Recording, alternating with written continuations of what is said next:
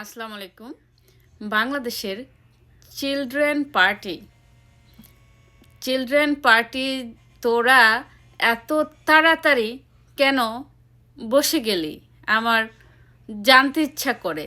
তোমাদের ইউনুস আব্বা কি তোমাদের আর শেল্টার দিতে পারতেছে না? সে কি ব্যর্থ, নাকি তোমাদের লুটতরাজ করা শেষ? এখন তোমরা সেফ এক্সিট খুঁজতেছো, কোনটা?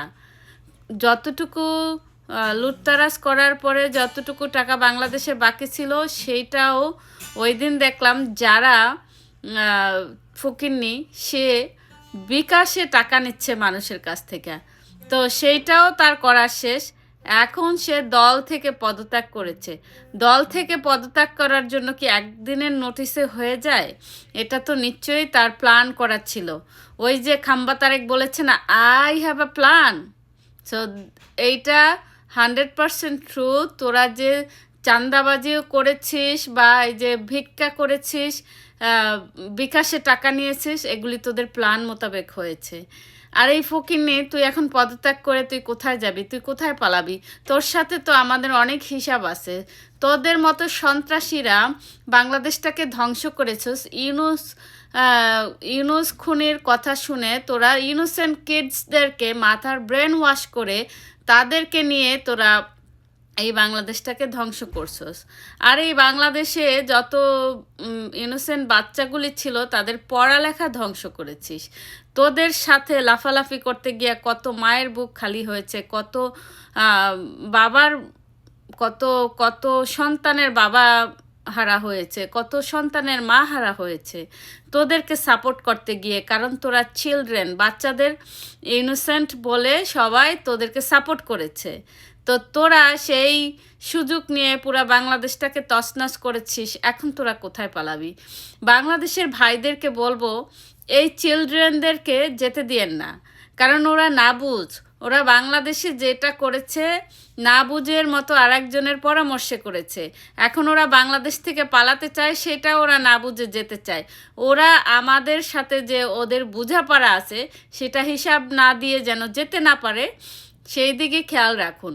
ওদেরকে ধরতে হবে, ওদেরকে টিচ করাইতে হবে, ওদেরকে লাইনে আনতে হবে। অবৈধ সন্তানরা যদি মানে আপনার সন্তান যদি খারাপ হয়ে যায়, তাকে কিভাবে বাধ্য করতে হয়, কিভাবে তাকে পজিশনে আনতে হয়, সেটা ওদেরকে একটু শিখাই দিতে হবে। কারণ ওদেরকে এইভাবে ছেড়ে দিলে হবে না। ওদেরকে বাধ্য করে একটা ভালো সন্তান হিসাবে ওদেরকে টিচ করাইতে হবে। সো ওদেরকে কেউ যেতে দেবেন না, ওরা যেন বাংলাদেশেই থাকে। সারজিৎ আলমকে দেখলাম কয়েকটা ন্যাংটা পুংটা পোলাপান নিয়ে সে মিছিল করতেছে। সে বলতেছে যে বাচ্চাদেরকে বলতেছে মেধা না কোঠা। এই ছোট ছোট ট্যাংরা পুংরা পোলাপান তাদেরকে নিয়ে এই কথা বলতেছে। না, এটা মনে হয় ইয়া বলছিল যে আসিফ আসিফ যে টোকাই উপদেশটা, সেটা বলছিল। আর সারজিৎ বলছে মেধা না কোঠা, কি কি জানি বলে তারা স্লোগান দিচ্ছে।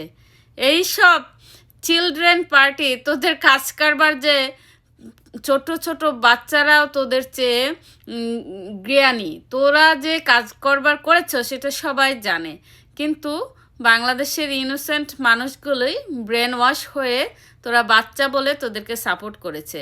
আর এইটার সুযোগ সমস্ত বেনিফিটগুলো গ্রহণ করেছে সুদখোর ইউনুস। তো সুদখোর ইউনুস তোদেরকে যে ইউজ করে তার উদ্দেশ্য হাসিল করে নিয়েছে, এটা তো তোরা বুঝোস নাই। এখন দেখোস না তোদের যারা আপা চইলা যায়, তোদের ওই যে টুকাই ফকিন্নি সকিন্নি এখান থেকে ওখান থেকে, তোদের 8-9 জনের একটা গ্রুপ। তোরা এইটা দিয়ে তোরা দেশ চালাবি। তোরা একটা দল ধরে রাখতে পারস না, তোদের 9 জনের গ্রুপ এটাকে স্ট্রংলি একসাথে রাখতে পারস না। তোরা নাকি একটা দেশ চালাবি। দেশ চালানো কি এত সহজ? এই খুনি ইউনুসের মনে করছিস গ্রামীণ ব্যাংকে থেকে পার্সেন্টেজ নিয়ে সুদ নিয়ে যেভাবে খাওয়া দাওয়া ওনার জীবনযাপন করছে, নোবেল পাইছে সুদের টাকা দিয়ে, ওইটা দিয়ে কি দেশ চালানো যায়? দেশ চালাইতে হলে মেধা লাগে। দেশ চালাইতে হইলে বঙ্গবন্ধুর কন্যার থেকে শিখে নিবি কিভাবে দেশ চালাইতে হয়। বঙ্গবন্ধুর কাছ থেকে তার আদর্শটাকে ধারণ করে শিখে নিবি কিভাবে বাংলাদেশটাকে গড়তে হয়, কিভাবে এই বাংলাদেশটা বঙ্গবন্ধু গড়েছিল সেটাকে তোরা বারবার হিস্টোরি পড়বি, বারবার ইতিহাস নিয়ে ঘাটাঘাটি করবি, তাহলেই বুঝতে পারবি দেশ চালানোটা এত সহজ না। তোদের মতো টোকাই ফটকা ফুটকি এগুলি আইসা 2 দিন ধরে 2 দিনের বৈরাগী ভাতের কয় অন্ন আইসাই তোরা দেশ চালানোর চেষ্টা করছস।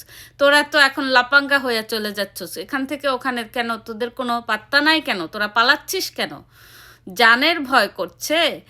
তোদের জানের এত মায়া?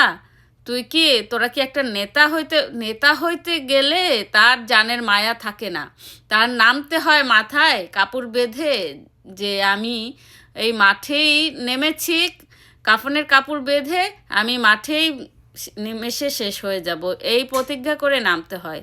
এই ফকিন্নির পোলারা তোরা যে 2 দিন ধরে নাইমা তোরা যে এত বাংলাদেশটাকে উছাল ফুচাল করে বড় গলায় হাঁচানাত কয়, তোর হাঁচানাত তোর গলার রক ছিঁড়া ছিঁড়া তুই বক্তৃতা 7 সিস্টার তুই দেখা নিবি। কই তোর তো নিজেরই এখন পাত্তা নাই। কই রে ভাই, তোর তো আর দেখি না, তোর তো মিডিয়াতে আর দেখা যাচ্ছে না। তুই কারে পিটাইছিস গত রাত্রে সে লোক আইসা বইলা দিছে। তোদের ভিতরে এখন মানে তোরাই তোদের সেফটিনেস নিয়ে তোরা ভুগতেছিস। তোদের নিজেরই পায়ের নিচের মাটি নাই, মাটি সরে গেছে। কিভাবে থাকবে? এই মাটিটা তো তোদের বাবার না, তোদের বাপদাদার কিনা না। এই মাটিটা বঙ্গবন্ধুর মাটি, আর সেই মাটি কথা বলে। সেই মাটি তোরা পায়ের নিচে রেখে বাংলাদেশের মধ্যে 2-1টা ল্যাংটা পোংটা পোলাপান নিয়ে নির্বাচন করবি, সংসদে বসবি। এত সোজা না রে মামু, এত সোজা না। রাজনীতি শিখতে হলে বঙ্গবন্ধুর কন্যার কাছ থেকে শিখতে হবে তোদেরকে। 100বারও যদি জন্মগ্রহণ করিস তারপরও তোরা তার একটা কেনি আঙ্গুলের নখের সমান যোগ্যতা তোদের হবে না। এইটাই হলো আসল কথা।